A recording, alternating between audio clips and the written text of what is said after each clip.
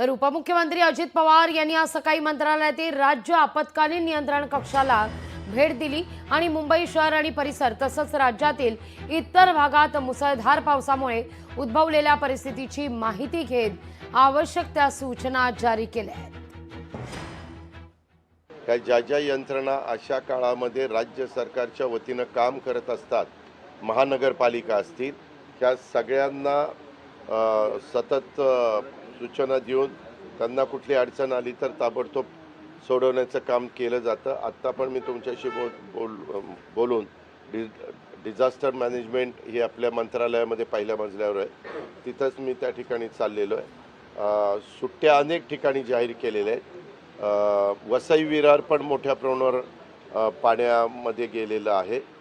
तिथं काही भाग स्मार्ट रोड वगैरे असा एरिया जो ओळखला जातो, तिथलाही भाग बराचसा पाण्यात गेलेला आहे।